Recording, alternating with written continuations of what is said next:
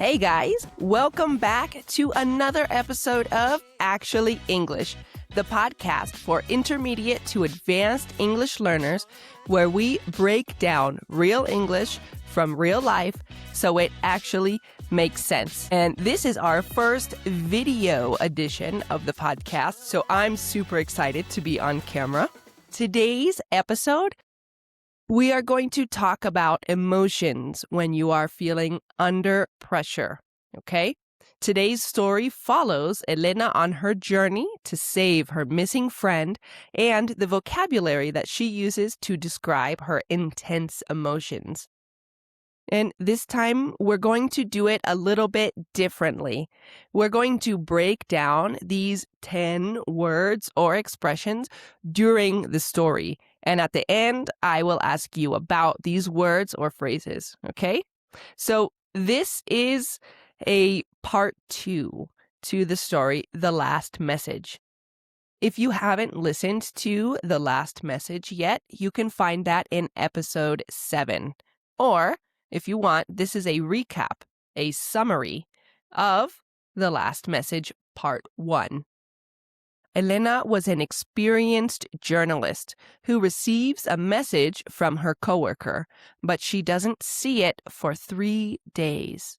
Now, this coworker, Daniel, said that he found something big and asks Elena to go over to his house.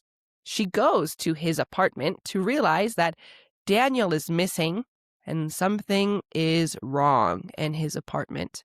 His computer is open and only has the words "they know" on the screen. Then her editor tells her to find somewhere safe to hide. And that's where we left off on part 1 of The Last Message. Okay, let's go ahead with part 2. Elena didn't go home. Going home felt like walking into a trap, and she had learned long ago to listen to that instinct, the one that prickles at the back of your neck before your mind can catch up. Instead, she ducked into a small cafe 2 streets from Daniel's apartment, chose a table at the back, and sat facing the door. She ordered a coffee that she didn't even touch, and she tried to think clearly. 3 days. Daniel had left that message 3 days ago, and she hadn't heard a word from him since. Not a text, not an email, nothing. In 11 years of friendship, he had never gone silent like this. The thought sent a chill down her spine. That's the first phrase we're going to talk about, to send a chill down your spine. Imagine when you take a cold sip of water and you feel it go down and you kind of shake like that. That's the same feeling she had, but from fear, okay? The thought of Daniel missing sent a chill down her spine. The kind of cold that has nothing to do with the weather. She opened her bag and took out a small notebook. Paper, not digital, an old habit that she'd never dropped, and began writing down everything she knew. The voicemail, the timestamp, the knocked over chair, the laptop. They know. She wrote it all down in quick, tight handwriting, as if to get it out of her head and onto the page might make her feel less overwhelmed. It didn't. She was halfway through her notes when the cafe door swung open.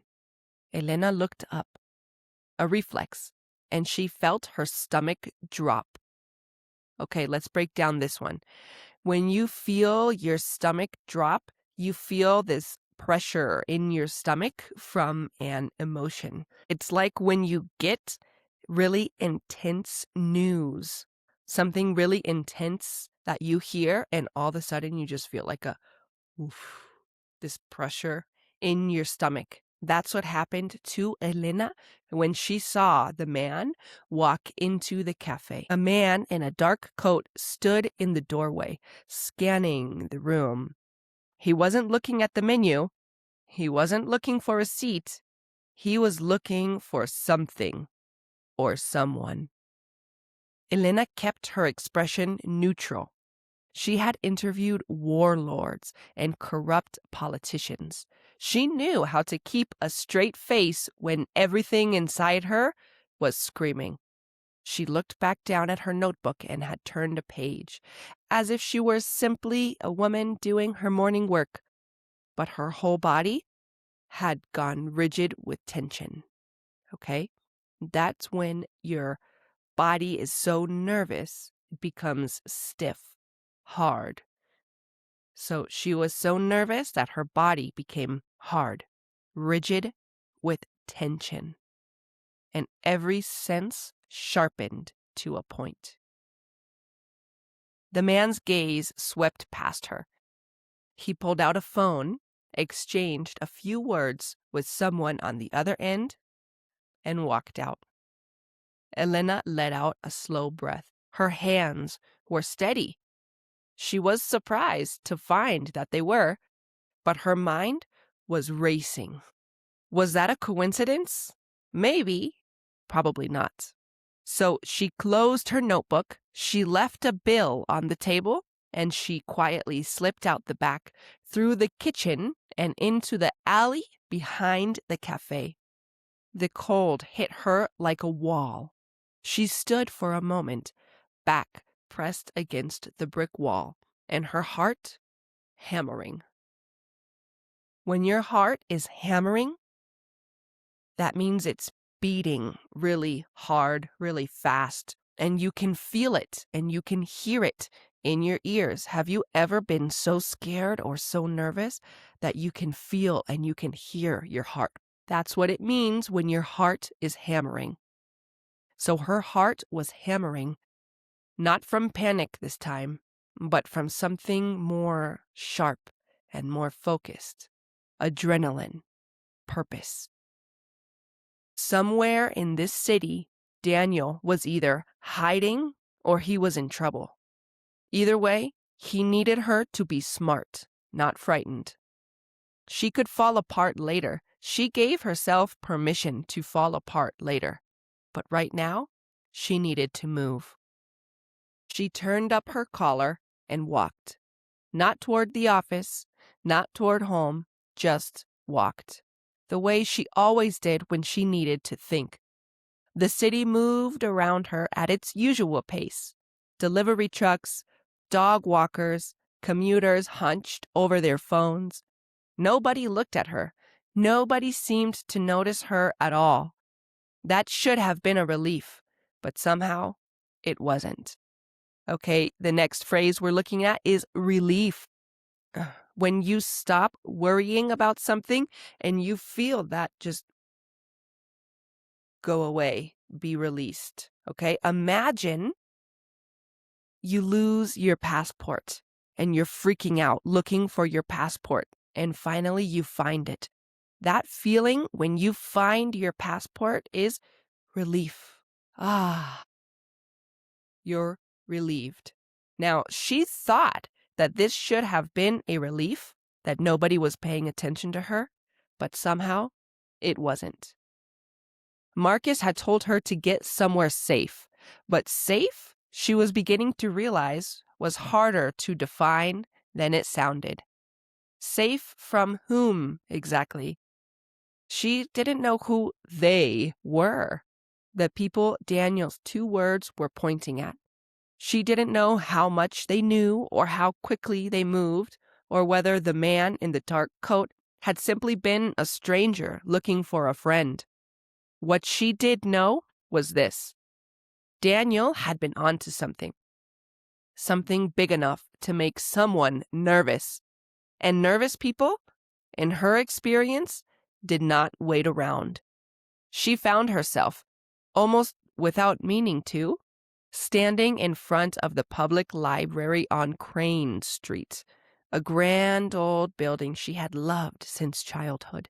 one of the few places in the city where nobody would question a woman sitting alone for hours with a notebook.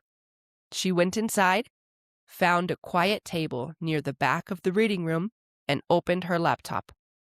She started where every good journalist starts, with what was already public.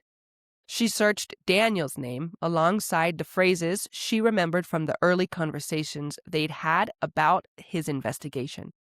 City contracts, shell companies, the name of a deputy mayor who had been unusually quiet in recent months. Within 20 minutes, she had filed 3 pages of notes. Within an hour, she could feel the outline of something taking shape, something enormous. Okay, this word, enormous. This means very big, huge, okay, very important. In this context, it means very big and very important, okay? So she was starting to put together the pieces of this story that was enormous and very carefully hidden. Daniel hadn't just found a lead. He had found the whole story. The thought made her chest tighten. Okay. When you feel your chest tighten, it's when you might have anxiety about something and you can just feel that in your chest. Maybe when it becomes hard to speak and you just feel that tight, that pressure in your chest. Okay. So this thought about Daniel made her chest tighten. With a complicated mixture of feelings that she couldn't quite name. Admiration. Admiration is when you look up to somebody, like a role model, right? Like, I look up to my mom and to my dad. They are my role model. I admire them. So she felt her chest tighten with admiration and with fury.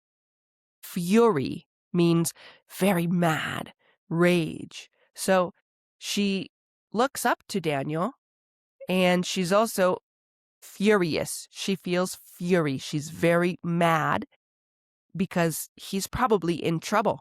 So she felt fury at whoever had silenced him. And underneath it all, a grief she wasn't ready to look at directly. She pushed it aside. Not now. It was just past noon when her phone buzzed, a message from Marcus, her editor. And it was sent from a number that she didn't recognize. He had already switched phones then. It said, "Secure location, tonight, 8 p.m. I'll send you the address at 7:55. Tell no one." She stared at the message for a moment, then typed back a single word. Understood. She set the phone face down on the table and leaned back in her chair, staring up at the library's high vaulted ceiling. 7 hours. She had 7 hours to sit with everything she knew, everything she feared, and all of the questions she still couldn't answer. The biggest one? Where was Daniel? She picked up her pen, turned to a fresh page in her notebook, and wrote his name at the top. Then she stopped, because in that moment, her phone buzzed again. Not Marcus this time, an unknown number, different from the one Marcus had just used. No name, no message, just a photo. Elena's hand tightened around the phone as she looked at the image. It took her a moment to understand what she was seeing. Then her blood ran cold. It was a photograph of her, taken from outside the library window, no more than 10 minutes ago, while she had been sitting at this very table, head down, completely absorbed in her notes. Now, in this context, absorbed means very involved or concentrated, okay? So this was a picture of her when she was very absorbed, concentrated on her notes. And written across the bottom of the image in plain white text were 4 words. We see you too. Wow. Now that was a good story. I have a couple questions for you about the vocabulary that we just learned. Rigid.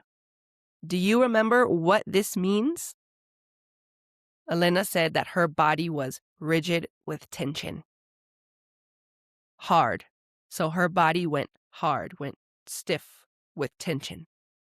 Do you remember which word we learned that meant very angry, very mad? Was it enormous or fury? Do you remember? Very mad, enormous or fury? Good. Fury. Because enormous was very big and fury was very mad. Furious is very mad.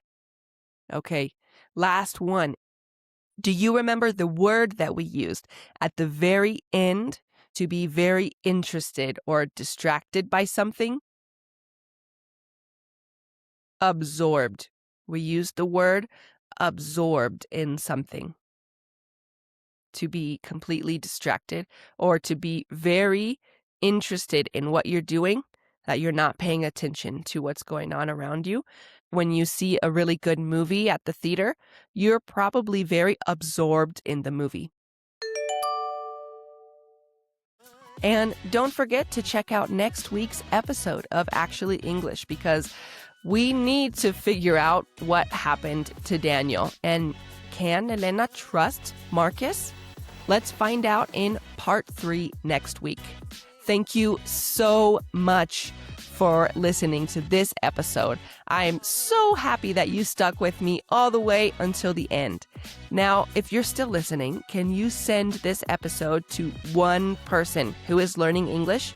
It really means the world to me at this point, even if you can just share this episode one time.